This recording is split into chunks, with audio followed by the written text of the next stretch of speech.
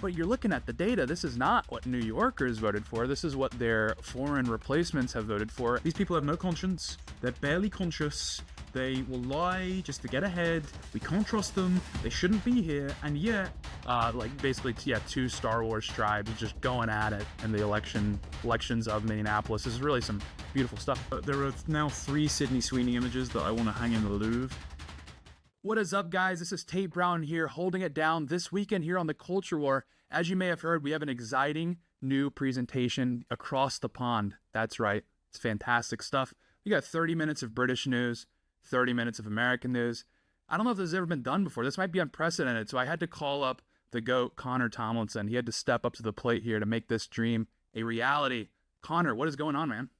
Pleasure, sir. Well, I would say pleasure, except most of the show is going to be dedicated, probably in consecutive weeks until the heat death of the universe, to documenting the transformation of Britain into something between a marginal Soviet state and the ISIS caliphate. So it's not going to be that fun, but we're going to throw in lots of pop culture references and offensive jokes and ensure that the terminally online Zoomer right, of which we are brand ambassadors, I suppose, are adequately entertained.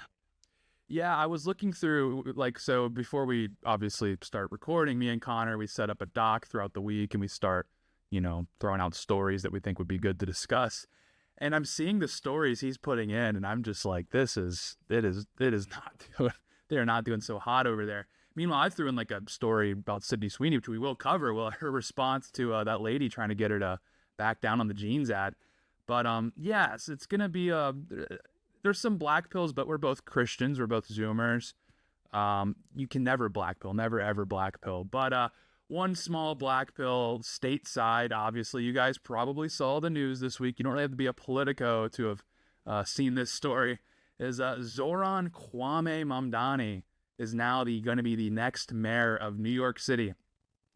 So look, Tuesday, huge election. There was elections all across the country, New Jersey, New York City, California. There was the Prop 50 thing, Virginia, a lot of elections.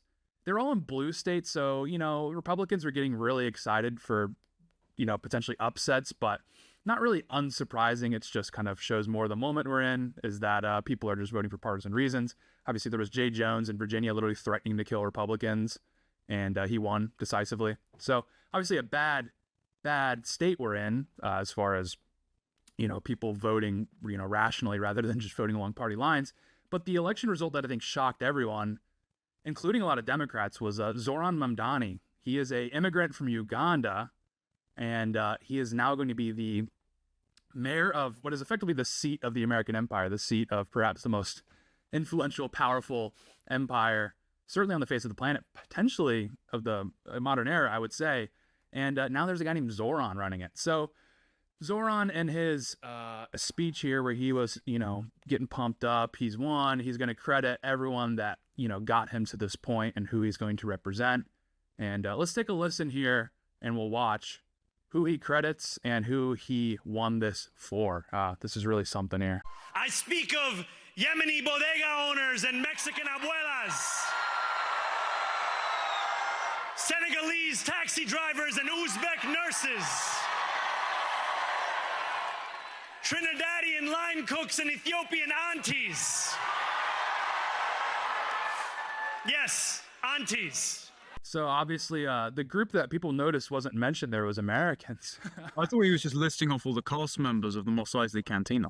Yeah, dude. I thought he was giving us a helpful cheat sheet to pass on with Stephen Miller's. Hey, you may not have thought of this, but there's Senegalese taxi drivers and they got to go too. This whole time, I thought Zohran was the guy who turned the kid into Tom Hanks in Big, and it doesn't really help his reputation that his branding looks like, the letters he's got behind him and his big page. It looks like it should say "The Great and Powerful" underneath it. Right. Yeah, I know. It's like he's about to start making things float or something. I don't really know what's going on. He's an interesting guy. This is what I wanted to hit on. This is what I want to talk to you about. It's been driving me crazy seeing some of the rhetoric around Zohran because he's obviously a huge threat. He's obviously unprecedented for many reasons in the American political zeitgeist. Things that he is not a jihadist. That could potentially be an upgrade from what he actually is. He's definitely not a jihadist. He's hanging out at gay clubs at like 2 a.m. You know, I know people are like, oh, that's what, you know, these like Muslims do is they, you know, shield what they really believe so they can get power or whatever. I'm like, dude, he's been keeping this act up his whole life. I promise you, he's not a jihadist. To be fair, I don't know what the Arabic for being on the down low is, but that does happen in some Muslim countries. I had a gay friend who moved out to, well, an Arab country, because I don't want to say where it is, just in case he gets outed, but to work in a university, and he was saying that when he went to the gym there was like a queue of Arab guys going into the cubicles where another guy was. Oh, wow. Some down low Habibis, I guess, is what you would call them.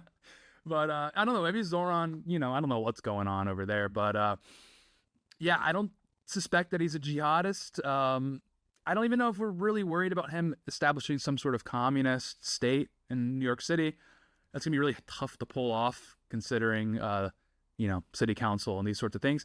I think the thing that makes Zohran unprecedented and what makes him so alarming in the American political zeitgeist is something that I and a lot of people in the space have been hitting on, is that fundamentally he has a very third world mentality. That's not to say that he's a third worldist. That's, you know, something where if you're splitting hairs, that can mean something else.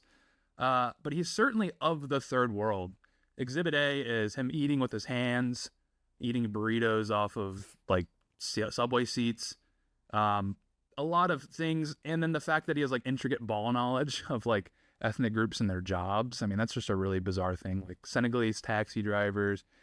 He's listing all these sort of disaffected groups, you know, groups that you would suspect kind of feel like they're downtrodden in the white society. And he's saying, I represent you. And what do all these groups have in common? They're of the third world, by the third world. And that's, I think, what makes Zohran unprecedented. And that's what makes him very alarming for the state of our largest city. And look, a lot of people obviously will say, well, it's New York, you know, let them, you know, get what they had coming to them. But I want to point this out is New Yorkers didn't vote for this. And that may sound weird at first, but no, legitimately, I have the polling numbers up. I'll put it on the screen. Among American-born New Yorkers, 40% voted for Cuomo, followed by 31% for Mamdani and 25% for Sliwa.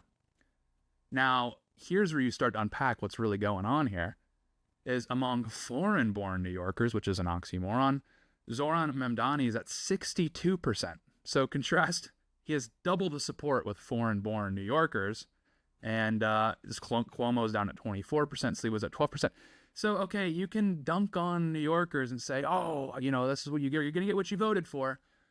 But you're looking at the data. This is not what New Yorkers voted for. This is what their foreign replacements have voted for. In addition, and I don't want to downplay this, is in addition, the transplants that have moved in, they're calling them yuckies. So instead of the classic term yuppies, which describes these young professionals, these are young creatives is what you call them.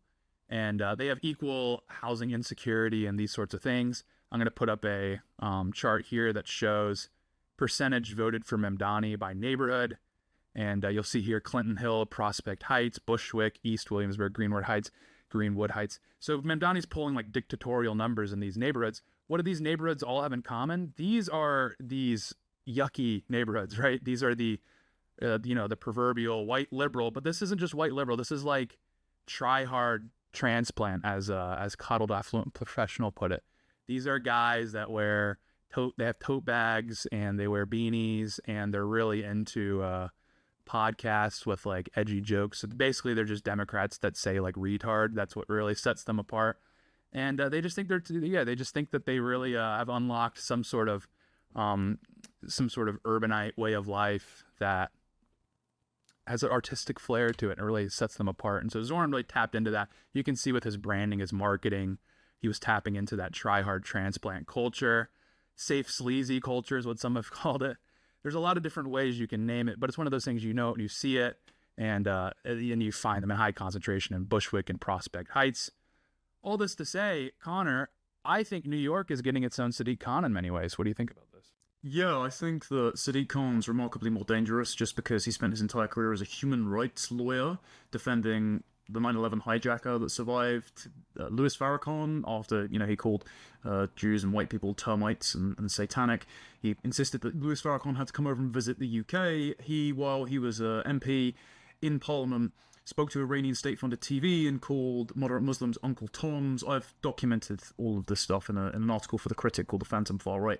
But Zohran Mamdani, I mean, when you say he's not a third worldist, the only reason is you don't need to have an abstract philosophy about the oppression of the third world if you're from the third world. Like, we as Anglos or Europeans, Americans, Australians, etc., we think in ideological, self-interested, individualistic, philosophical terms. Like, we have a comprehensive life philosophy that we can discuss between one another. But Zohran Mamdani's politics, being that he's like third world bane, basically boil down to, I don't like white people, they have stuff I want, I'm going to steal it and redistribute it to my co-ethnics. And so you don't need to read Franz Fanon or Khrushchev's secret speech in 1961 in order to understand that philosophy. It's just seething ethnic resentment. It is, as you tweeted, to much controversy a couple of days ago, Tate, they just hate the fact they can't make white women laugh. That's it. Yeah, it's like seething ethnic resentment. Mamdani wrote about this. Same with Hassan Piker, as we discussed in our previous episode of my channel. Yeah, I'll put the quote up here from Mamdani. It's quite something. Yeah, so I don't think we need an abstract philosophy to understand this. And I agree. I don't think he's a jihadist, but I do think he's going to hold the door open for Islamic groups to gain a further foothold in state and national politics. And so it is a danger because, much like the Islamo Left Alliance over here in the UK, the useful idiots who think they can play liberal umpires to all groups and signal their progressive credentials while also wearing a keffiyeh and chanting "globalize the Intifada," they will eventually find themselves on the wrong end of a crane if the Islamic contingent gains more political power and then decides that they aren't useful anymore and to dispose of them because they're infidels or they've succumbed to fitna. As far as the other groups voting as well, so I saw two interesting takes. The first is that 84% of liberal white women voted for Mamdani, like shock. But I think that they're the group that has become socially acceptable to beat up on. One, because Republicans don't want to be called racist, so they don't want to point out the fact that pretty much every other minority group that they have tried to make marginal gains with at the expense of consolidating their base of heritage Americans, particularly young white men who they've estranged, they don't want to blame them and say, well, they're basically foregone. If there's a 2% shift in the black vote, suddenly we've got Blaxit. That's complete delusion, but it turns out that the majority of people vote along ethnic lines because it's actually in their ethnic interest. You said earlier that it's not, people aren't voting along the lines of rational interest. Well, it's kind of rational interest if there's a brown guy saying, hey, I'm going to steal from white people and give it to brown people, and you're like, yep, that's in my interest. Yeah.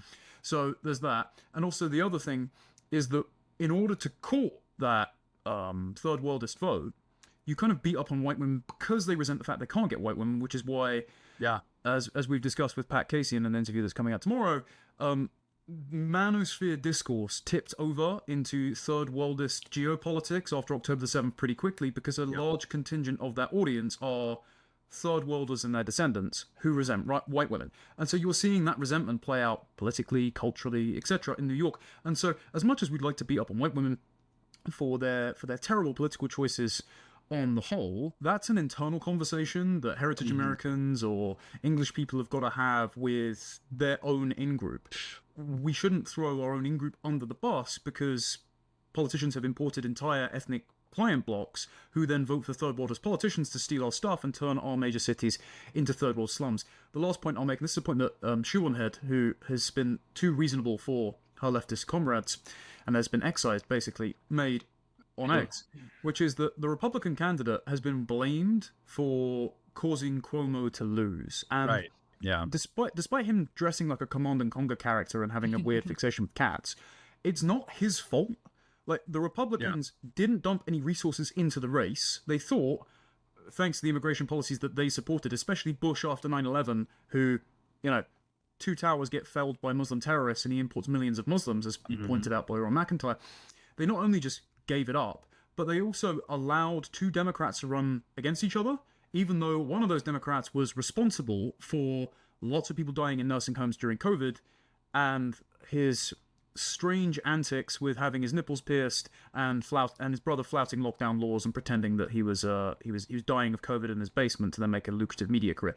So you guys thought that was a winning strategy to unseat Mamdani, to flood the country with third world dependents, and then allow a seemingly corrupt career politician to run not in your party, in your stead. So the actual lesson from this is all elections are a head count, ethnically, in the aftermath of mass migration, and quite yet again, the conservative Republican establishment sucks. Yeah, fundamentally. Like you said, it's a census, not a, you're not debating on policy. It's just headcount, like you said. Yeah, that's what's frustrated me a lot with the discourse from people on the right is, they just blame white liberals for everything going wrong in New York City. It's like New York City is a quarter white. So, and then let's just say 60% of those whites, maybe 70% are liberal. Like there's a lot of conservative white people. Pretty much, actually, any Republican district in New York City at this point is pretty much a predominantly white area, like Italian, Irish, Staten Island, da-da-da-da-da. So, this is just weird. I think it's just conservatives still in the United States in the commentary class are still afraid of being called racist, and they know if they can beat up on white liberals, they'll get brownie points from elsewhere, and then also they don't really actually have to address the issue, which is the reason you're getting Zohrans is because of really failed Republican immigration policy, and as much as Democrats, like you said, I mean Reagan obviously he is the reason why California is a solidly Democrat state with his amnesty. So, hey, Tate, how dare you? We were informed in the last 24 hours by Dinesh D'Souza that it was Reagan's coalition that saved America during the Cold War and made the case for free markets. Never mind the fact that their amnesty bills and their failure to oppose mass migration and their ostracism of paleo-conservatives and anti-neoconservatives from the coalition, like Sam Francis and Pat Buchanan, meant that they became demographically swamped and therefore irrelevant in California, in New York, in Minneapolis, etc. Yeah, but the cheap labor, man. Oh, man, getting your lawn mowed in 1990s California, dirt cheap. It was worth it, dude. It was 100% worth it. With that, speaking of people that shouldn't be in the country, Omar Fateh. I don't know if you guys know the name, Omar Fateh. You know the face. It's hard to forget the face. I'll tell you that much. And I'm not even trying to be mean. He just has a very particular, Somalis in general have a very particular look to him. But anyway, Minneapolis, Jacob Frey, he's running for re-election. You guys know him. I'll put the picture up. What he's famous for, kneeling, George Floyd. It was really, this guy's a trip. Anyway, he's running for re-election. Suddenly he becomes the moderate. I know this is hard to believe because Minneapolis really does feel left off a cliff, Soviet-esque rather. But so Jacob Frey is running for re-election, and out of nowhere, this guy Omar Fateh, he starts blabbering on in some strange language about how he's going to make Somalia great again or something like that. Anyway, to be frank here, he's the Somali candidate. So Minneapolis, obviously, as you all know, has a huge Somali community. I would say it's a minority for now, but it is still, with the birth rates and immigration, that has slowed down under Trump, but now still with the birth rates, still growing. And this community is massive, and they propelled someone like Ilhan Omar to Congress, so they can obviously punch above their weight when they need to. And here they were trying to unseat Jacob Frey. They had this candidate, Omar Fateh, an ethnic Somali. And so he's running, he's polling somewhat well, but he lost. Tuesday, he lost. He lost to Jacob Frey. Jacob Frey held him off. And here is now the reason everyone's kind of scratching their head saying, well, Fateh should have been a shoo-in, right? He's kind of a Zohran type. He's very left-wing. He, in theory, would have the support of the Somali community. And then obviously a lot of liberals that feel like leftists rather, feel like Jacob Frey is not left-wing enough. Well, Omar Fateh lost. And now the post-election analysis is starting to roll in. A significant number of Somalis in Minneapolis didn't vote for ethnic Somali mayoral candidate Omar Fateh due to Fateh being part of the Dawood clan rather than the Hawiye. These deep-seated clan wars allowed Mayor Jacob Frey to rally key community leaders from the Hawiye clan to hold off a challenge from Fateh. Representative Ilhan Omar, who endorsed Fateh, is part of the Dawood clan and is reportedly the next target of the Hawiye community leaders as they are emboldened by their proxy victory over the Dawood in the mayoral election. She will possibly face a primary challenge on tribal grounds. A lot of people saw that. They thought this was satire. It's too funny.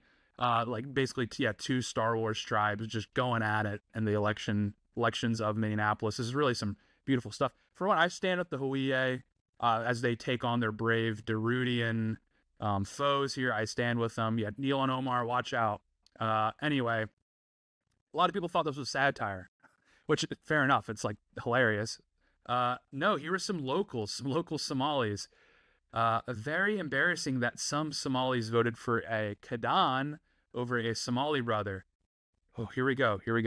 Khabiyalad is now poisoning Western politics. So I don't know what sort of spell I just cast there, but I did do some homework. So Kadan means white person. Apparently it's not a slur, so good news for us out here, for us white folk. Kadan is not a slur, so they're not trying to kill us yet. So that's the one upside.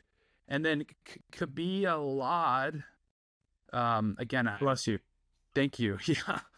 I don't know what, family member I've damned there by saying that, but apparently that means tribal warfare in Somalia. So Somalia's got a lot going on.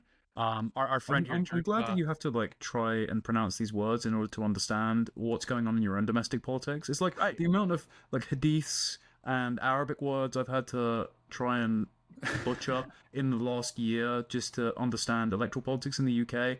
I shouldn't have to be speaking the black tongue of Mordor to speak the name of various politicians in Parliament. Yeah, I shouldn't have to like practice in the mirror and still get it wrong. I mean, Barack Obama was too much. That was too much. He could have thrown us a bone. He could have called himself Barry Obama, and we'd be like, this is some guy who's like half Irish. But no, he had to jump in with this goofy name, and then now I got to learn how to say Zohran, Mamdani, or whatever. It's too much. Can they just like take a breather? What are they doing over at Ellis Island? That's my question. What are they doing over at Ellis Island? Because back in the day, you came in, you're like Croatian, you got your like goofy name with like 30 consonants in it, and like all the like weird little stuff about the letters, and they say, it's Johnson now. Your last name is Johnson. Get it, welcome or whatever. What are they doing at Ellis Island now? Are they asleep at the wheel? Because how does someone named Omar Fateh not get, the name tightened up a little bit, right? How does he get into the country? That's besides the point. My concern at this point is that I have to say these names. It's causing me a lot of problems. So, I don't know, Connor, have you seen any ethnic clan tribal warfare sort of manifesting in the ballot box over on your side of the pond? Yeah, I think so. This is extra damning. The fact, two things that I've seen coming out of the Minnesota election. First of all, so Jacob Frey in his acceptance speech actually learned Somali, so he was speaking to Somalians in Somali. I'll play the in video order to get ahead in your own country, you now have to speak foreign language. And of course, he's a totally obsequious traitor. He was always going to do anything to get ahead. But it shows that, yet again, elections in America, especially in blue states, are now just a census, a head count. And as well, it's extra damning that Somali clans can form intra-ethnic blocks and sabotage the runs of other Somali candidates, because it just shows how pronounced the Somali power is. It's deeply entrenched. Yeah. It's not like you're even winning the Somali vote anymore. You're actually winning over like various families. Like you're making a bid to be the head of the table in a mob cartel. So it shouldn't be that way. In the UK, we at the last election had 25 Muslim MPs elected. We had 4 Muslim independent MPs elected. They ran on a pro-Gaza, almost exclusively Palestinian ticket. The joint leader of the Green Party is a guy called Mohsin Ali, who I think he is a councillor in Leeds, who was elected last May yelling, Allahu Akbar, this is for Palestine. Allahu Akbar, presumably being recycling in Arabic.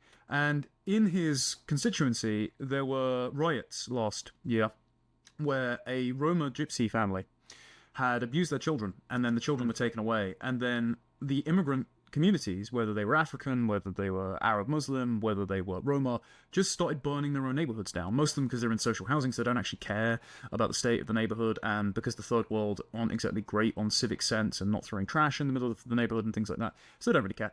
And one of the people that got arrested, because Mohsin Ali turned out and, took some photos and said, we should have peace, with a burning bus in the background like it was a BLM photo. One of the people that got arrested was a white woman, English woman, one of the few still living in the area, who went out of the house and was shouting at people to go home, go back inside, stop burning your neighborhood down, and the police came and arrested her. So, pretty terrible. Also, we've got, so Birmingham, which we'll talk about later, is a perfect example of this, because a lot of the Muslim MPs come from Birmingham. One of the independents, for example, Ayub Khan, good British name, convened a conference of Pakistani people to lobby for a new airport in Mirpur, Pakistan. Right, yes. Yeah. the peasant region where the majority of the perpetrators of the grooming gangs come from. Like 80% of them come from that specific region, and they're most of the perpetrators of the Pakistani grooming gangs. And they wanted a new airport, not for deportations, but also for, like direct flights to and from Birmingham. Access. Exactly, yeah, to bring in more of their co-ethnics. And he got up and said that the grooming gangs is a racist narrative. And he was standing in front of the Pakistan flag. So they are actively denying the atrocities that their community collectively know about and inflict upon our community, the indigenous white population. And they're playing ethnic clientele politics, and that's the only way you get ahead. And now you've got these independent candidates that are openly organised by the Muslim vote, competing against Muslim candidates in Labour who are not Muslim enough for the Muslim Party candidates. And Birmingham itself is facing... Well, it's turning into a third world slum because there's rubbish piling up in the streets because they passed there was this lawsuit that set a landmark case with the Equality Act, which is basically like our Civil Rights Act, our non-discrimination laws that needs to be repealed. And it said that you can't have women cleaners paid less than male employees in the public sector, even though obviously, collecting bins, trash men, is a less desirable job, so you're paid slightly more. So in order to pay female cleaners on less hours more, they deducted the wages of loads of trash collecting bin men. So they went on strike. And because the council then went bankrupt, because they were open to all of these equality lawsuits, and because you've got like tribal ethnic politics in the region, so everyone is launching an equality lawsuit to build a road to their dad's house, then the trash started piling up in the streets, and it resembled a third world slum, and the kids were sitting around playing with rats. So nice. Well, the kids got something out of it, at least. Yeah, exactly. Yeah. So in areas where the English population have retreated, you've got this third world client Muslim politics that you're starting to see across Michigan, Minnesota, and Texas. Right. And the fact that I have a favorite Somali tribe now, just based off of their political instincts. I am a Hawiye nationalist. Now, I'm declaring this on it. I don't know what they've done. They could be like chopping people's heads off right now. I don't know. I like their politics in Minneapolis. I'm a fan. But least violent Somali tribe. It's only because the other tribe is named after Darude Sandstorm. Yeah. What is going on there? 2 A's, 2 O's. It's like, dude, you're buying too many vowels here. This is getting crazy. So before we go into the Birmingham Black Pill, because it's pretty grim, and the World War II stuff as well. I do want to play this video before we get out of the American section. Sydney Sweeney. It's time to start believing in Sydney Sweeney. This is the words of the Ilana Del Rey nationalist. I'm just going to skip ahead to the back here. This is her responding to Trump tweeting about her ad. I know you all remember the ad. This was fantastic stuff here. I think I know how you're going to answer this, but I'm going to ask anyway. I mean, the president tweeted about the jeans ad, or Truth Socialed about the jeans ad, and that just seems to me like a very crazy moment for anyone, and I wondered what that was like. It was surreal. It was surreal. Mm-hmm. It was surreal. That's what she said about Trump tweeting about her. And then this was one more clip I'm just going to show you here, where I think this is the GQ interviewer, was trying to guilt trip her into apologizing for saying that she had good genes. This is really something. The criticism of the content, which was basically that maybe specifically in this political climate, like white people shouldn't joke about genetic superiority. Like that was kind of like the criticism, broadly speaking. And since you are talking about this, I just wanted to give you an opportunity to talk about that specifically. I think that when I have an issue that I want to speak about, people will hear. Yeah, so do you want a chance to apologize for saying you have good genes, Mrs. Lady with obviously good genes? And then, Sweeney just comes and dunks on. I just think we needed this palate cleanser after all these random goofy names. Sydney Sweeney just rolls off the tongue. It's so easy to say compared to like these tongue twisters we've been doing all day. No, this is fantastic from Sweeney. This kind of indicates where a lot of Americans are. And this isn't like inherently right wing, like people over politicize stuff. This is just a return to people conducting themselves normally, where the ad was very normal. Sure, it was kind of a joke about good genes, but it wasn't because she had, it's because she's a model and an actress. Of course she has good genes. So fantastic from Sweeney here, not backing down. Like I said earlier, the fact that she exists infuriates a very good portion of the world. If you see a lot of the hatred of Sydney Sweeney A lot of it is just resentment, quite frankly, that she really is just conventionally beautiful by American standards. She is kind of the definition of American beauty. I mean, it's like, it is what it is. It resonates. You see it, you know it. It's an American icon. And that drives a lot of people crazy. So fair play to Sydney Sweeney for, not like apologizing, I guess. That's all she really did there. But there are now 3 Sydney Sweeney images that I want to hang in the Louvre. The first one is her standing there like bathed in sunlight with the black woman behind her with her mouth agape, just like she just stepped off a spaceship from Hyperborea. The other one is the tall, skinny, dark-haired woman staring at her when she wore that translucent dress a week or so ago with seething tit envy. And now the third one is the side-by-side of this HR Harridan, who has contorted herself, and just the way she's delivering the question, you can tell that she's trying to like sneak something past her, or she knows that she's in an inferior position. It was like Worm Tongue whispering to King Theoden when he's weakened on the throne, and Sydney Sweeney's just like, nope, don't care.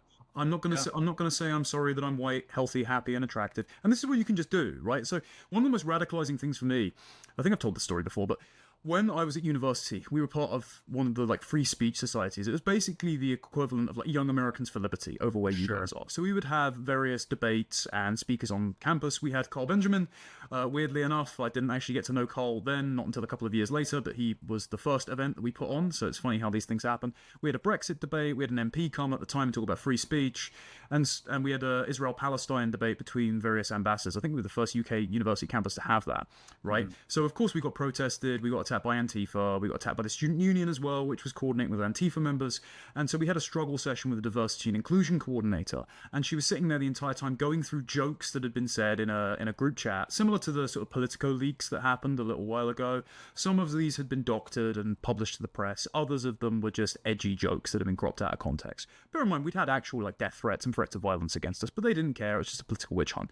And so the entire time we were trying to argue our case to them, and they weren't listening. And that just taught me these people aren't acting in good faith. They just want to have you engage in a struggle session, and they want to break your will and have you submit because they feel inferior and insecure and they're ideologically possessed, and they are actually way worse people than you, and you don't want their approval. You shouldn't apologize. You should never back down if you haven't done anything wrong. And you can just do that. You can just reject their framing. You can just say no thank you. You can just smile in their face as they live miserable lives, and their politics is on the way out, and being attractive and healthy and comfortable in your own skin is in the ascendant. And so the only thing I have to say, and I say it with utter heartbreak because I can't stand him, but Richard Hanania was right. Sydney Sweeney is actually emblematic of the fact that woke is dead. Yeah, full stop. That's exactly what it is. Yeah, her existence just infuriates quite a lot of people. So, with that, should we touch on this was World War II veteran Alec Penstone. We have a video here from him. This is changing gears a little bit, obviously, from Sydney Sweeney. Should I play the video? Please do. But it's not changing gears from mass migration because that's relevant. That's very true. Yeah, it's all kind of linked together. But we'll play the video here. What does Remembrance Sunday mean for you? What is your message? My message is I can see in my mind's eye those rows and rows of white stones of all the hundreds of my friends and everybody else that gave their lives for what? The country of today. No, I'm sorry. The sacrifice wasn't worth the result that it is now. Oh, well, I'm sorry. What do you mean by that, though, at this point? What we fought for, and what we fought for was our freedom. We find that even now it's darn sight worse than what it was when I fought for it. Oh, Alec, I'm sorry you feel like that, because I want you to know that all the generations that have come since, including me and my children, are so grateful for your bravery and all that for service personnel. And it's our job now, isn't it, to make it the country that you fought for. You absolutely fought for. Is it. Yeah, like you're seeing the two anchors here trying to mitigate the optical disaster for their side, obviously, that this is, which is a World War II veteran just calling a bull and strike here. It's like, hey, the country that I fought for doesn't exist anymore. It's way worse than what it was when I fought for it.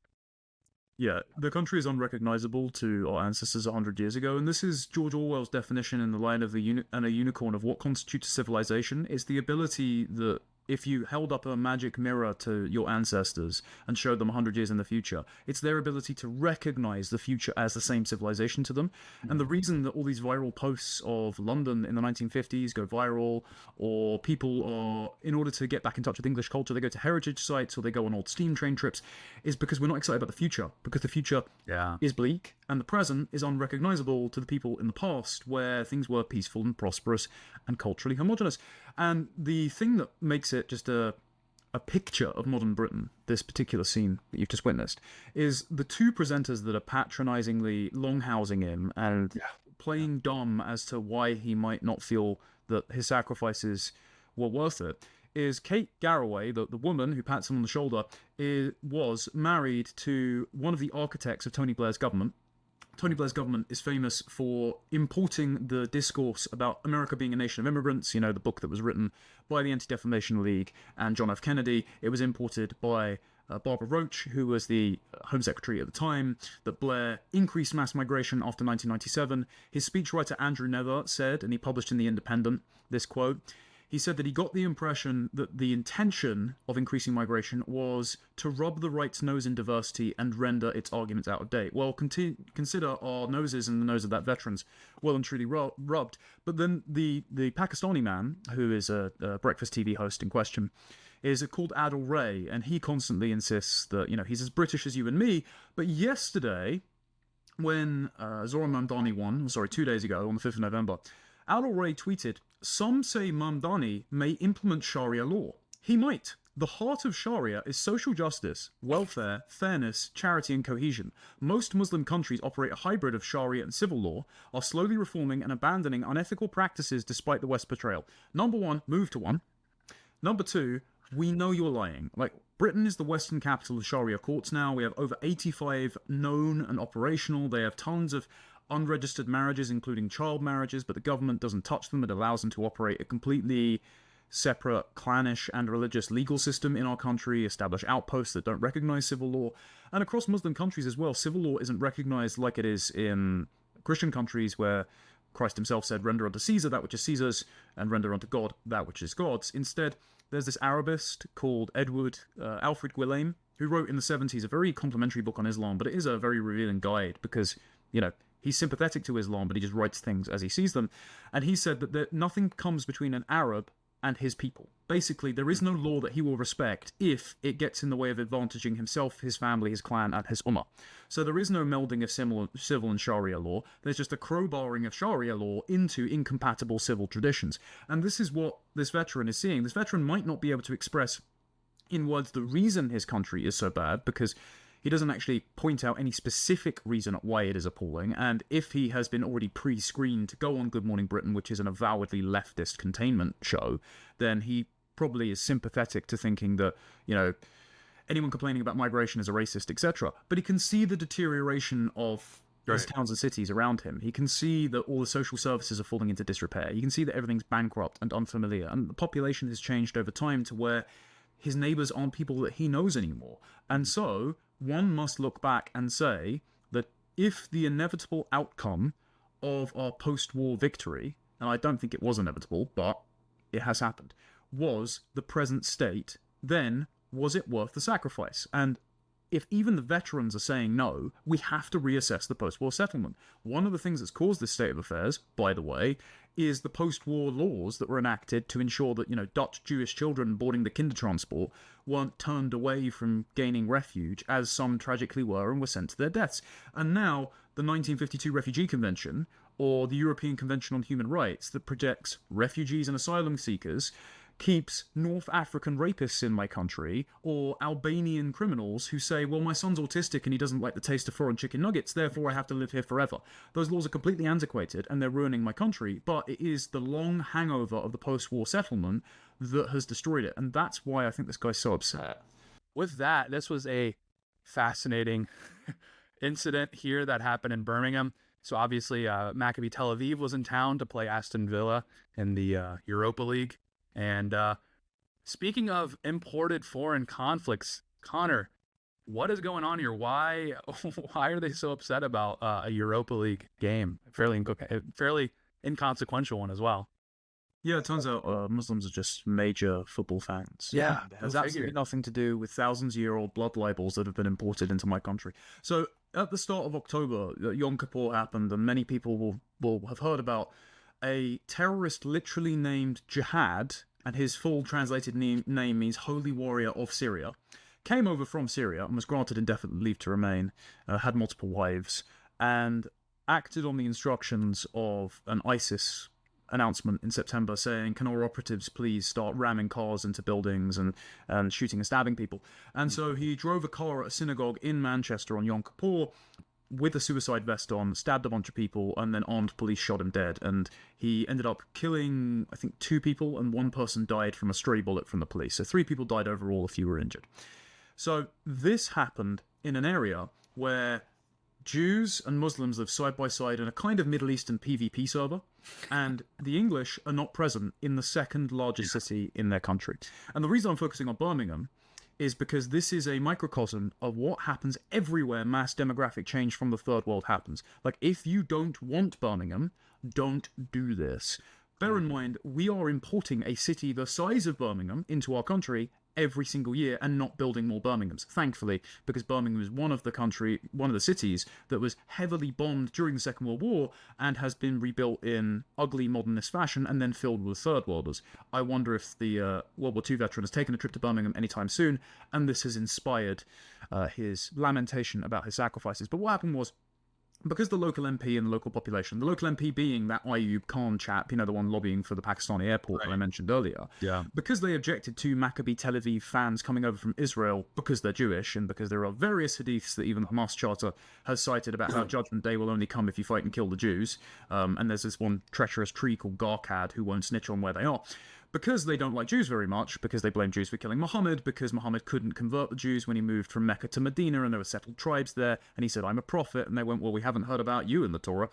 Because of this long-standing ethnic grudge from the 7th century, they said, we don't want the Jewish fans here, we're going to kick up a fuss. So the government actually banned Jewish fans from coming over to attend the game.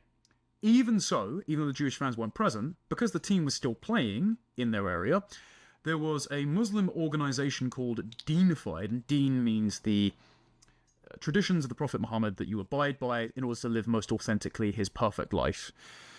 So, declaring war on Jews, for example. They went around in the dead of night wearing masks, putting up posters saying, kick out anti-Muslim bigotry and Zionists aren't welcome here. At the same time, there were riots in Birmingham against riot police on the 5th of November where balaclava-clad youths were firing off fireworks at the police. And it wasn't because they were getting all excited on Guy Fawkes Night. I doubt that they're either Catholics lamenting the fact the gunpowder plot didn't go off or Protestants celebrating the fact that he was thwarted.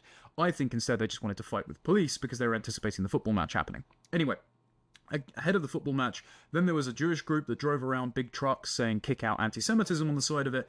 This all boiled into, as you can see with the various videos that I've sent you links to, Tate, Muslims gathering with Palestine flags, wearing keffiyehs, taking community elders down to the front lines and shouting Allahu Akbar and standing opposite the stadium complaining about the fact that the game was going on in the first place. And the point that I wanted to raise before we go through various links here, and you can flag things that you're interested in, is politicians condemned this. So Nick Timothy, who supports Aston Villa, went down and interviewed some of the various protesters. He's actually been very good on Islam, by the way. But then Michael Gove, the guy that has taken credit for silencing my debate at The Spectator. Priti Patel, the Home Secretary, who called Indians living bridges and responsible for the Boris wave. They were complaining about the horrendous anti-Semitism happening in Birmingham because the fans couldn't go over and the protests went ahead. And it's like, right, okay, why are you only complaining about the second-order effect, the anti-Semitism, when this wouldn't happen if you hadn't imported all these people here in the first place, of which you are directly responsible? Like, you're driving the trucks around, they stop anti-Semitism trucks, so if this doesn't work, then we might have to go back to the drawing board, guys. Yeah, it's strange that the signs were written in English when they should have been written in Urdu, because it turns out it's not the white Aston Villa fans doing all of the Juiceburging. It turns out it's the denizens of the third world where Mein Kampf is on sale at train stations. Maybe we could have predicted this outcome, but it's strange how politicians only complain in this country, and I've seen it happen on American college campuses in the aftermath of October 7th, when Jewish students or football fans are targeted. Now, you shouldn't do that. You shouldn't have arbitrary ethnic bigotry, but we shouldn't have imported this third world blood libel in the first place, and it's only happening because Jews and Muslims are living alongside each other or playing football matches in each other's areas. Who is absent from this equation? The white British who already left those areas because they didn't want to live in a Muslim slum, but you forced it on them anyway.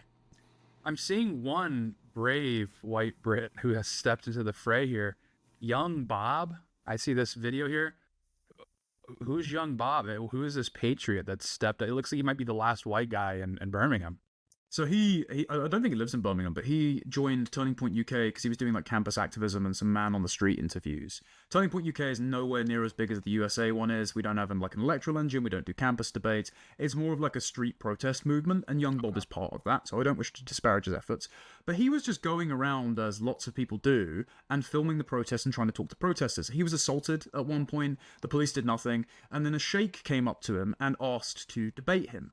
And he engaged in the debate, and then the police arrested him for antagonizing the pro-Palestine Muslim protesters. So he was the guy that got arrested for having a conversation that he was asked to have with one of the protesters. And it's because Britain is an anarcho-tyrannical state. They know that the Brits abide by the law because it is most intuitive to their traditions, to their national spirit. And so they imprison you for complaining about the problem, but they allow the Muslim communities who create the problem to just do it without being reprimanded. The worst example of this was there's a Muslim lawyer there and failed parliamentary candidate called Ahmed Yaqub, and he is like the UK YOOKAY as an avatar. He was once interviewed by Ben Leo on GB News, and he went on to explain why he's not anti-Semitic, and he brought on a sidekick in an England football shirt, and during the interview, like he's an Ali G character or something, said, "As you can see, brother, my friend here is wearing his English football shirt, and he is practicing British values in it." So this guy has laughed about the Islamic takeover of the UK, and recently he did a video, because he's a lawyer, instructing his clients, some of his clients being the two thugs that beat up a female police officer at Manchester Airport when they tried to examine their mother's luggage. Like they broke her nose, and then they thought that they were going to grab an officer's gun, so they ended up kicking them while they were down. They accused them of racism. Muslims protested outside the police stations, so they were released without charge. It only took major protesting from the media and the likes of Reform to get them charged. So this Ahmed Yaqub made a video explaining how if you carry a baseball bat around with you, well, make sure that you carry other sporting equipment with you so that if the police ask you why you have a baseball bat on you, then you have a plausible reason. And it's like, what, are you just giving them advice that they can walk around armed and tooled up, and then they can claim racism when the police apprehend them, when we know exactly what you're doing? These are the kinds of people that the police are letting go, not interfering with. But if you're Young Bob and you complain about why are these third world thugs in my country, well, you're the one that gets arrested. Yeah. Well, I'm just seeing, I don't know how you would view this other than two-tier policing. I'm seeing here from the Daily Mail, asylum seeker accused of sexually assaulting 2 teenage girls and escapes from custody during medical appointment. And of course, it's another name that's just painful to say. Pirose Mofrad. Pirose Mofrad, Algerian asylum seeker. This seems like rookie mistake here. I mean, could you imagine if this was Young Bob, going through some sort of medical appointment? They'd have all eyes on him. There's no shot he would be slipping away like this. Well, we should contrast these cases with Lucy Connolly. So Lucy Connolly was the mother who, after the Southport murders, put out an ill-advised tweet and then deleted it. And she was thrown in prison for 31 months and not allowed to see her daughter. She wasn't allowed compassionate leave. She was denied bail. She was encouraged to plead guilty because they told her you'd be out by Christmas. The police and Crown Prosecution Services had to retract a statement after she was convicted because they lied about her transcript when she was being interviewed by police, saying that she said all these racist remarks in order to justify her imprisonment, basically turning her into a scapegoat. But then if you're a migrant foreign criminal, you either get less prison time. So there was a guy think he's Eritrean sex offender who attacked a 19-year-old girl with learning difficulties, and he got 14 months total, so half of Lucy's sentence. But then he wasn't going to serve any more prison time because he was held on remand for all that time awaiting trial, so he didn't get any additional prison time. It was counted in his prison time. Then, as of today, there's another case in Birmingham. A woman called Lily Whitehouse, a 19-year-old, was found injured on a roadside in Oldbury, rushed to hospital and sadly died. Now Mohammed Azim has been arrested and charged with her murder. Their names should never be in the same sentence, let alone should he have been in our country to allegedly murder this girl. The same with the Algerian sex offender that you mentioned who was let out of prison. There's this insane Sky News footage that I've linked to you. We don't need to. I got it up here. Yeah, well, it doesn't need like playing with the audio necessarily, because what ends up happening, right, is that he has the police called on him by a member of the public. He's walking around Islington, which is near Finsbury Park, which is where the other sex offender, Hadush Kabatu, the Ethiopian who broke into the country and after 8 days tried to sexually assault a You're just schoolgirl. saying random syllables. That I know, man. It's insane. Oh, yeah. It's like you're doing. Yeah, it does. It sounds like we're speaking the language of the Foodleys from the first Spy Kids film.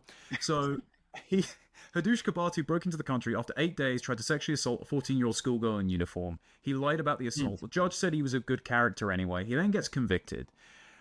This spawns a summer of protests from parents in Epping in Essex outside the migrant hotel.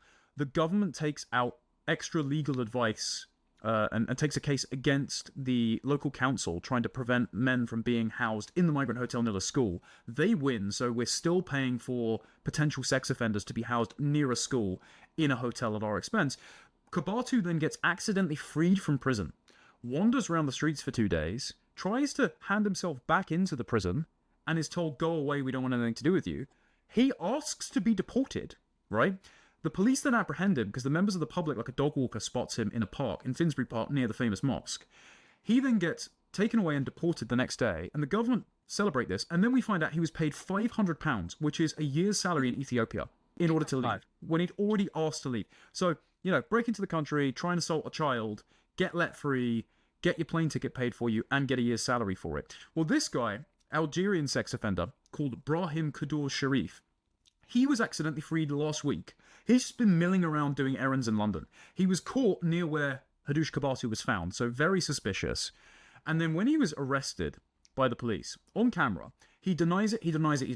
And then because these men are very low IQ and their thoughts don't add up, he then admits to being the guy and said, well, you let me free anyway, so it's your fault, actually. And when the Sky News guy goes, well, why didn't you hand yourself in? He goes, well, they're not doing their job, is it? It's like, these people have no conscience. They're barely conscious. They will lie just to get ahead. We can't trust them. They shouldn't be here. And yet, my country keeps not only bringing them in and making me pay their hotel fees, but they keep letting them go free from prison when they're dangerous sex offenders, and suddenly they can barely find them unless they rely on members of the public just to spot them, phone it in, and then they lie about it anyway. Yeah, like the Ethiopian guy. He gets released after all these crimes. He's like, geez, this place isn't safe. I need to go back to Ethiopia. And then freaking Kader Cherif or whatever, like, he's like, why aren't the police doing their jobs? What's wrong with these people? Like, they're self-report. They're like, this place isn't safe. We can commit all the crimes that you want. They think they're basically in a lunatic asylum, and even they want out of this madhouse. Yeah. But the worst one was at the same time, the government announced that they'd accidentally let a white British prisoner free as well. So they were going, don't. Well, first of all, they said, don't worry, the Algerian isn't an asylum seeker. He's a legal migrant. And it's like, oh, great, yeah, so integration's working wonderfully. You think this is somehow better? But then the other guy, they're like, oh, well, see, it's not just migrants getting freed from prison. It's white guys, too. They're breaking out. It turns out the white guy went and handed himself in. And he was a white-collar criminal, by the way. He'd committed fraud. Now, that's not good. But Mr. William Smith, as soon as he found out he was not meant to have been released, he just came back to the prison. So even our criminals are better behaved. All right, well, for our last story here, we're going to go. I think this affects both the U.S. and the U.K. in a lot of ways. It affects the larger conservative movement. Heritage staff, this is via the Washington Post, Heritage staff in open revolt over leaders' defense of Tucker Carlson. Now, obviously, you guys may have seen a lot of this in the news. Kevin Roberts, he put out a statement following Tucker's interview with Nick Fuentes, and he was saying, look, we're not in the business of canceling anybody, and Tucker is, you know, an associate of Heritage. We're not going to cut ties with them. We're going to stand by them. This drops, and everyone says, okay, you know, fair enough. That's, you know, this is good to see, right? You know, cancel culture, it's not really something we're taking on. We're going to stand with Tucker, et cetera, et cetera. Well, over the next week, everything breaks loose. All HE double hockey sticks breaks loose. Ryan Newhouse, who is the chief of staff for Roberts, gets basically just reassigned, which is just, you know, and in a lot of ways. And there's this whole shakeup every week. Or every day. There's an article coming out saying, "Oh, the Heritage Board's trying to fire Kevin Roberts." There's all these staffers threatening to mutiny. Obviously, the headline I read from the Washington Post, and things just keep getting worse and worse for this whole everyone involved. Really, there was this leaked audio recording. It was like an internal meeting, and within Heritage, Evan Myers, who I believe works on Robert's staff, he was saying that they have these compulsory Shabbat dinners within the Heritage Foundation. Compulsory is not quite what was going on, but he was basically describing a situation in which you would be effectively pressured into going to these dinners, because if you objected on terms of, I don't know, being a Christian, they would say, well, there's no actual reason a Christian would object to attending a Shabbat dinner, so you should go. So it's basically just dismissing any religious concern you have. And then, of course, yeah, a lot of people started coming after him as a character assassination. Ryan Newhouse put out a statement saying it's a character assassination merely for asking a question driven by a sincere devotion to our Lord and Savior. It's objectively indefensible beyond all rational defense and repugnant. It's a complete nightmare. And I'm seeing all of this, right? Who did what? You know, there's a lot of people with a lot of valid concerns over Tucker's interview with Fuentes. I'm not denying that. There's obviously a lot of valid concerns. And then there's people on the other side that are really concerned with Heritage standing with Tucker.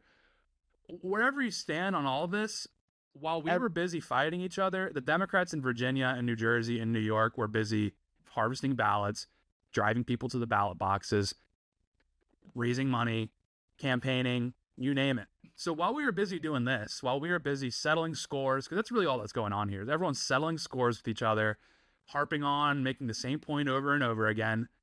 Oh, you know what the Democrats were up to last week? Yeah, they were up winning elections. That's what they were up to. So it's just a total disaster, and it keeps getting worse and worse. I'm kind of holding my breath to see what happens next with Heritage. Connor, what is this going to have implications in the conservative sort of right-wing sphere in Britain, or is this detached? What's your take overall? So I think that we have a permeable barrier between our various sides of the Atlantic regarding political discourse. And even if we're just a few years behind America in terms of our institutional structure, the way that our discourse is conducted is instant and linked up because of social media. I mean, there's a reason we're doing the show, right? It's because our perspectives matter to one another. So I've got a bunch of thoughts on this. First of all, like many, young conservatives, I went through the rite of passage of being invited on an Israel trip earlier this year. And I went because I was like, right, Israel seems to be the sun around which all political discourse exhaustingly revolves at the moment. So we might as well take Douglas's advice and have been there. And while we were there, we ended up doing a Shabbat dinner. And, well, despite all the Hebrew I heard, I didn't actually... As you can see from the top of my head, I didn't grow a yarmulke, so I survived that particular one, as a Christian intact. I did say grace at the meal, so I think I warded off any weakness there.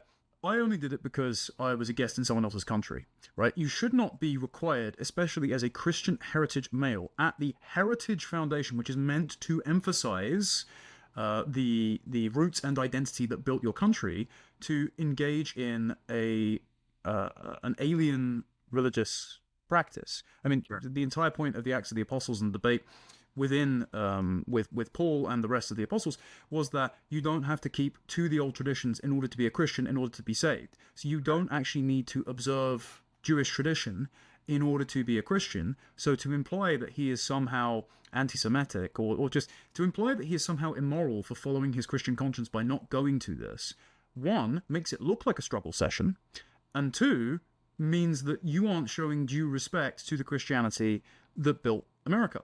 And I say a lot of this having friends, sort of conflict of interest here. I have friends and colleagues who engaged in this coordinated attempt to denounce Tucker and Nick. Like, people like Konstantin Kisin and Douglas Murray and Dominic Green and Rod Dreher have always been very polite to me. They've given me opportunities, and I would hope they think highly of me. And I spoke to a couple of them behind the scenes about this particular instance because I fired off a tweet in response to Ben Shapiro's video, and I just said this isn't going to work for multiple reasons. And I think some of them acknowledged my points. And my points are, no matter what one thinks about Tucker or Fuentes, I disagree with Tucker saying that Hamas is just a political organization because they would happily butcher us white infidels too. Right. I disagree with their opinions on the propensity for Muslims to be co-belligerents just because there's no trans in madrasas. That doesn't mean that they actually respect Christianity. Their entire scripture just says that Christ is a false prophet, he wasn't the son of God, he wasn't resurrected, and he's actually working on behalf of Allah. So that's blasphemous. I disagree with Fuentes' affinity for Joseph Stalin because, he murdered a lot of people. But some of that is also, hyperbolic and just deliberately prodding at the sensitivities of the post-war order. And that's why they're going to lose. Because in Shapiro's video, he didn't recognize that, as Chris Rufo did, a lot of this hyperbole and rhetoric around Hitler and Stalin that you might find odious and we might disagree with if it were serious. He didn't realize that a lot of this is deliberately provocative to an overly sensitive moral order that young men have felt has mistreated them, not given them a fair hearing, and not allowed them to make edgy jokes in group chats like the Politico leaks. And the reason Ben's video was not successful in getting Nick and Tucker's audiences, which are organic and loyal, to abandon them, is because he started off his video by playing edgy jokes and comments that Nick had made about black people and women. Now, these guys make these jokes with the boys all the time, and some of these comments, even if they're offensive and hyperbolic, do contain a grain of truth. Like, yes, if you are too emotional and you wed your personal identity to political issues, you probably aren't sober and stoic enough to be in politics. Yeah. Yes, black neighborhoods have higher levels of crime. You know who knows that? Ben Shapiro, because he doesn't live in a black neighborhood, right? He lives in a Jewish neighborhood in Florida, and that's totally within his right. His revealed preference is agreeing with the kinds of statements that he front-loaded his video with before getting to edgy jokes about the Holocaust and conversations about Jews being behind everything. So that immediately turned loads of people off. And the other thing that turns people off is, and this is something that Rod observed in his comments to the New York Times in that Fuentes piece, which again, guys, if you didn't want to make it look like a coordinated hit, don't have an op-ed, don't have a video, don't have a New York Times piece all come out around the same time. But Rod noticed that he estimated that like 30% of guys working on the Hill, the staffers, are groypers. Now, I think he's wrong and he's right. I have met lots of young men, as we both have, for whom the Israel issue is like the trans issue for Democrats, right? It's politically radioactive. They don't care about it. The best you can hope for is apathy, right? My position on Israel is I just want what Israel has for my country. They can crack on with it, right? But a lot of guys are hostile, especially in the States, because of the perception of undue influence over American politics via AIPAC, via neoconservative foreign policy. They're wrong in that all of them watch Fuentes. Because I know loads of guys for whom that Israel skepticism has come from other ways and means. So they're using groyper as a catch-all term to mean Israel skeptics. It's the same thing with woke right. Woke right had a nebulous definition before. Now it just means right-wingers who don't like Israel and say some strange things about Jews. It doesn't mean the same as gay race communism, as was the original definition for the leftists on that side. It just means we're the centre liberals and we're going to attack both sides. And the thing that defines the enemies of the liberals on the right is skepticism of Israel and hostility towards Jews. So if those guys have those suspicions, and if Tucker and Nick have organic audiences, you know what's not going to get them cancelled, abandoned, ostracized from the movement? Attempts to shun them using woke scolding language about their jokes and edgy statements, cries of anti-Semitism, and the fact that, can you name a single other under-30s commentator, us aside, but we've both got much smaller platforms, that speaks to young, disaffected white men other than Nick Fuentes? Because I was saying this to people who now say Nick and Tucker's names like it's Voldemort or Satan's. And I was saying, it's all well and good you disagreeing with what they say. Again, I disagree with some of the things they say. But you have vacated the field. You don't get to complain about losing the game if you don't have a star player. Like, can you think of anyone else that is basically occupying the space in discourse that Nick has? Right. Well, I think this is the play, right? If you're the sort of pre-MAGA GOP, or you're outside of that, or you're, whatever you are, you don't like what's going on with MAGA right now, it's because there's a huge vacuum, like you're pointing out, and with young white guys specifically. And there's, like you said, very few players that are sort of appealing to those men and their sensibilities. And one of those sensibilities is, they're not keen on Israel. Like it is what it is. You can complain about it. You can write as many op-eds as you want about it. You can host as many trips to Israel as you want. Regardless of what it is, whatever's driving it, this is the reality. This is the reality that the support for Israel has an expiration date within the United States. Again, you like it or hate it, you just have to play ball here. You have to play ball. So I think what's going on here is I think it's a play. So you pointed out that they describe, 30-40% of DC staffing as groypers, and then you can pick that apart really quickly. It's like, okay, you very rarely meet people that work in DC that are like tuning in the Nick Fuentes' show every night, but you can meet a lot of guys and gals, for that matter, that are very skeptical of our current relationship with Israel, and they would like to see that change. Those people would be labeled groypers under that definition that's being applied from a lot of these major media outlets. And I think that's the play. I think that's the play they're setting up. They're setting up this trap because there really is no one else in the sphere to advocate for younger white guys that are, at the magnitude of Tucker and now Fuentes. And so they're setting up and they're poisoning the well for like a J.D. Vance, who would be a shoo-in at 28. They want to give this guy problems. They want to give this guy a line of attack for other people where they can just say, oh, well, he's a groyper. And groyper is bad, and everyone knows groyper is bad, and he doesn't, he wants our relationship with Israel to maybe change a little bit. So he's a groyper. And that's the trap. I think that's the trap they're setting up. And so I think that's why it was really refreshing to see Heritage. I mean, again, a lot of people in our space obviously have a lot of concerns over the Tucker Fuentes interview, and which is, valid. There's a lot of valid points there. That aside, we can see that I can see the trap they're setting up in 28, which is they want to define anyone that is to the right of Ted Cruz as a groyper. That is the play that they're setting up. It's the same playbook from 2016, where the alt-right playbook, where anyone that had a heterodox opinion on immigration was alt-right. And that's how they would use to sort of push you to the fringe. They're doing it's the same playbook all over again. It's the same thing that happened in the 90s with like Vidar and Sam Francis. It's the same thing that happened with Bill Buckley and Frank Meyer and fusionism, pushing paleocons out of the coalition. The one thing that I will say, and I'm not trying to get involved in the fight, as I've said, because you have to recognize that Fuentes is a talented broadcaster, and he's cornered the market because that field has been vacated. And it's been vacated as well because every institutional door has been slammed in our face. Like, if it weren't for, Kevin O'Sullivan and Carl Benjamin, I wouldn't have had opportunities. If it weren't for Tim, for example, this show wouldn't exist, but also you wouldn't have been brought on IRL and a lot. I'd still be in Africa. Yeah, milling about, waiting for time to happen. Yeah. But most institutional doors in NGOs, in the GOP, on cable news, even in some media platforms, have been slammed in our face. I mean, the fact that I've just been deplatformed from the Reform UK event and had my Spectator debate canned and censored should show people just how hard the gatekeeping and containment operations are being run by legacy institutions. And it should show you that, one, if you try and cancel Nick Fuentes from everything, well, it hasn't worked so far. He's only just gotten stronger, and his ideas have become they've split off into estuaries, and have now, if you think it's poison, they've poisoned your well, so you can't just poison his.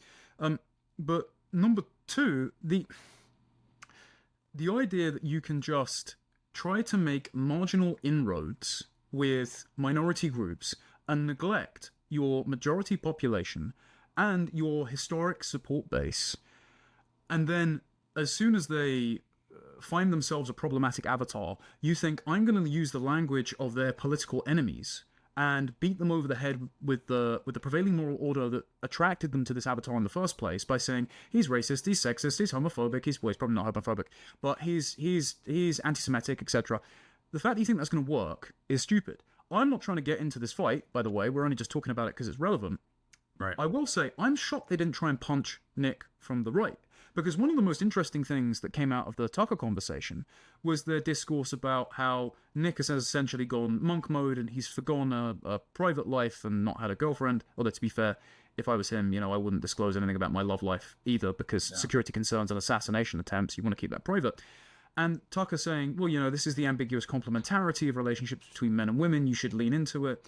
Or the idea that, they need to make common cause with Muslims in order to defeat Jews. It's like, or the idea that, Hitler and Stalin were somehow misinterpreted patriots rather than their actions leading to the deaths of more Europeans than pretty much everyone. It's like, you can criticize Nick or you can challenge some of the things he said from a specifically pro-European, pro-Christian, pro-male perspective. Yeah. And someone should talk to him about that, not try and, roast him over the coals about it, but, ask what his thinking is on these issues. But instead, the likes of Ben and others, Mark Levin, decided to scream about offensive jokes. And it's like, well, you've just lost all of the young men that you never made a play for in the first place, and instead, you've cemented your irrelevancy for an entire generation and made it so that 30-40% of Hill staffers you think are groypers, basically guys that don't buy into your worldview, that's just going to grow now, and they're not amenable to your concerns. Yeah, absolutely. It's the attack vectors. It just sucks. It just sucks. They're botching it. I mean, it's like, dude, like Fuentes, he campaigned against Trump like very heavily. He was very pro. He was like saying Kamala's brat and these sorts of things. You would think they would like seize on stuff like that, like like attacking Oron or attacking JD. But right, yeah, precisely, yeah. It's like that would be the valid sort of attack vectors. It's not, and it's certainly not going to resonate with young people, is like playing him joking out about like women. And it's like, have you ever talked to a young person before? This is kind of the conversation topics between young guys behind closed doors. It's just that's part of the reason he's grown so big, is because this is his opposition. I mean, seriously, like this is what he has. Yeah, obviously he's going to grow. So yeah, it's a disaster. I just want to kind of touch back on that first point I made, is just, look, this is what we were up to on the right for the last 2 weeks, was everyone was settling scores. It's unfortunate that's dominated the zeitgeist, because while we were handling business, so to speak, online, the left was, they were winning elections. So it's just can I just add to that as well? If you didn't want the left to win those elections, one, run better candidates than Winsome Sears, right? But two, if you have been accused of being Nazis for the last 10 or so years, do you know what's a really bad idea in the week, a couple of days before an election, is to go, wow, our party's full of Nazis. We've got a clean house. You're living up to the accusation. Right. Yeah, literally. The AG of, and point's been beat into everyone's head at this point, the AG of Virginia was literally threatening to kill Republicans. And a week before the election, half of DC was panicking over a group chat that was leaked to Politico. With that, it looks like we are running out of time. Connor, what do people need to be on the lookout for? Where can they find you?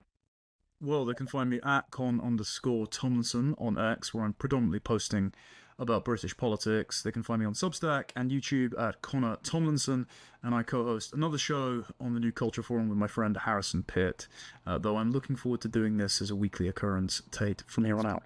Dude, I think this is with video, it really changes everything. I think the audience is going to like that a lot, being able to see us. So it's really exciting stuff.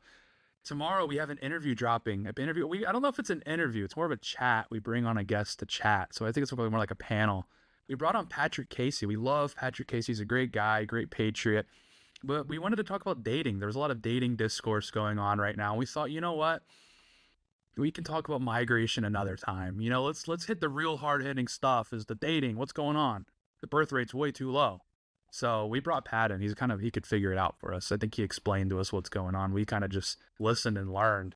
But anyway, people should watch Pat's video on this entire kerfuffle, by the way, that you should not be Israel first, either pro or against. He did a great video on Twitter. And the other thing for people in the comments, look, we want to be the sort of hub of the terminally online Anglosphere Zoomer right. So if you have any guest suggestions that we can bring on for evergreen topics on our Sunday hour, drop them below. We will read them and listen. You can follow me on X and Instagram at Tate Brown. Thank you very much for watching, and we'll see you guys next time.